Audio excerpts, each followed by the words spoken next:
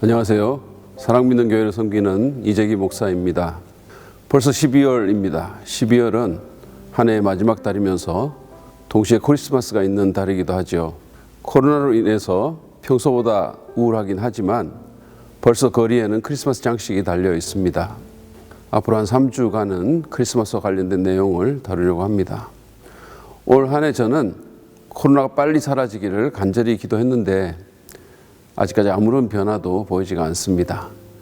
재밌기 TV의 시청자들 가운데도 저처럼 오래 기도했는데 아직까지 어떤 응답도 받지 못해 답답한 분들이 있을 것입니다.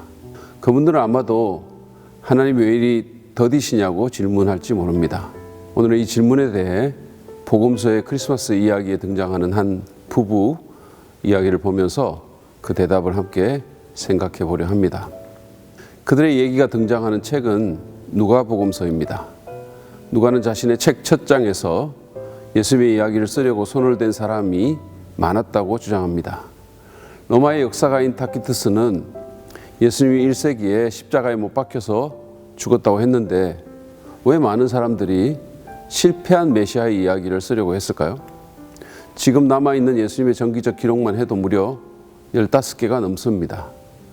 당시 어떤 제왕도 이렇게 많은 전기를 남긴 사람은 없습니다. 그것도 오늘처럼 글쓰기가 쉬운 그런 시대도 아닌데 왕의 전기 작가처럼 돈을 받는 것도 아닌데 오히려 십자가에 못 박힌 범죄자에 대한 글을 쓰는 것은 아무 실익이 없는 바보 같은 일일 뿐만 아니라 위험한 일이기도 한데 왜 그토록 많은 사람이 그분에 대한 이야기를 쓰려고 했을까요? 그것은 예수님의 이야기가 십자가에서 끝난 것이 아니라 죽은 자 가운데서 부활하신 이야기이기 때문입니다. 그래서 누가도 모든 것을 시초부터 정확하게 조사하여 이 책을 썼다고 말합니다. 예수님의 부활에 관련된 이야기는 나중에 더 자세히 다루도록 하겠습니다. 분명히 말씀드릴 수 있는 것은 만약 예수님이 부활하지 않았다면 그에 대한 어떤 책도 없었을 것입니다. 그러나 그분은 부활하셨고 누가를 포함한 많은 사람들이 예수님에 대한 이야기를 글로 남긴 것입니다. 특별히 누가는 의사였기 때문에 이런 연구와 세밀한 기록에 아주 적합한 사람이었습니다. 아무튼 누가가 자신의 복음서에서 소개한 첫 부부는 사가랴와 엘리사벳 부부입니다. 사가랴는 예수님의 탄생 즈음에 이스라엘에 살았던 늙은 제사장이었는데 자녀를 갖기 원했지만 안타깝게도 스라에 자식이 없었습니다. 그 부인이 불임이었던 것이죠. 사가랴가 얼마나 오랫동안 아들을 달라고 기도했을까요? 우리는 잘 모릅니다. 그러나 그가 늙었고 그 부인도 그렇다고 하니 아마 수십 년은 기도했을 것입니다. 이제나 저제나 하나님께서 응답하시지 않을까? 기대하면서 배를 만져보고 그러다 실망하고 또 기도하고 그런 일을 반복하지 않았을까요? 어쩌면 그들은 그 기도를 거의 포기하려 하는 상태에 있었을지도 모릅니다. 근데 그 시점에서 천사가 나타나 수태고지를 했고 엘리사벳이 임신을 하게 됩니다. 누가는 이것이 기도의 응답임을 분명히 밝힙니다. 누가는 이렇게 말합니다. 천사가 그에게 말하였다. 사가랴야 두려워하지 말아라. 내 간구를 주님께서 들어주셨다. 내 아내 엘리사벳이 너에게 아들을 낳아줄 것이니 그 이름을 요한이라고 하여라. 천사가 말한 것처럼 그의 간구함이 주님께 들렸고 마침내 기도의 응답을 받은 것입니다. 이것은 분명 지체된 기도의 응답입니다. 그들이 생각했던 시간보다 최소한 20년 이상 더 늦어진 시점에 하나님은 그들의 기도를 응답하셨던 것이죠. 우리는 하나님께서 우리의 시간표보다 늦게 행동하실 때 그것을 잘 참지 못하는 경향이 있습니다. 실제로 어떤 사람들은 이것 때문에 실족하기도 합니다. 기다리기가 너무 힘든 것이죠.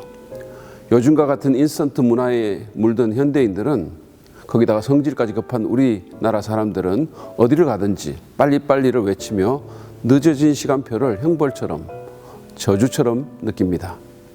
그러나 사가랴의 경우에서 보듯이 지체된 기도 응답은 오히려 하나님의 은혜일 수 있습니다. 우리가 그것을 은혜로 잘 느끼지 못하지만 그러나 분명 은혜입니다. 하나님의 시간표야말로 무엇보다 완벽할 것이니까요. 한번 생각해 보십시오.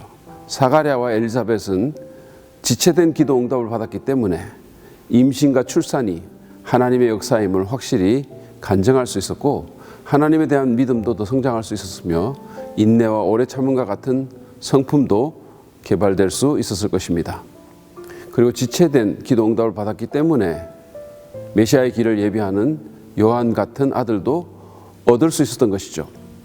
그들이 제때에 자식을 낳았다면 그 아들은 요한이 아니었을 것이고 예수님과의 시점도 한참 떨어져서 메시아의 선행주자 역할을 제대로 감당할 수도 없었겠죠. 다시 말해 여자가 낳은 자 중 가장 위대한 자라는 칭호를 들었던 요한과 같은 위대한 아들은 없었을 것이란 말씀입니다. 하나님이 내 시간표보다 늦게 움직이시고 기도의 응답이 바로 오지 않는다고 실망하지 말기 바랍니다. 그것은 변장한 모습의 은혜일 수 있습니다. 하나님을 믿는다는 것은 그분의 시간표까지 믿는다는 말입니다. 저는 몇 년 전에 한 대학생 연합 집회에서 같은 강사요 여성 기독교 사업가인 한 분을 만나 교제한 적이 있었습니다.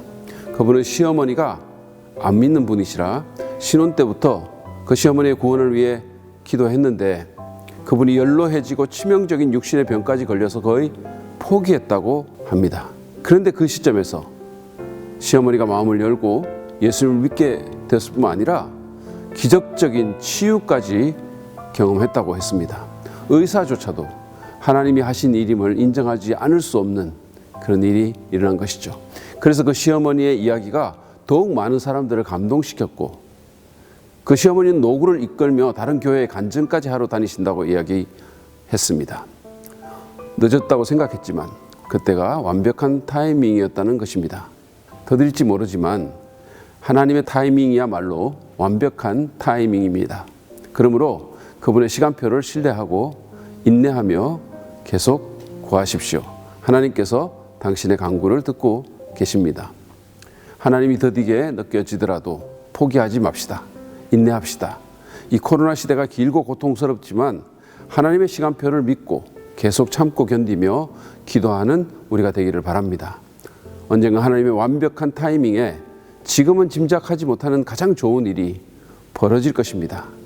이것이 하나님의 더디심으로 힘들어하는 우리에게 사가랴 부부가 전해주는 크리스마스 레슨입니다. 오늘은 여기까지 하겠습니다. 오늘 내용이 여러분에게 도움이 되셨다면 구독과 좋아요를 눌러주시기 바랍니다. 대단히 감사합니다.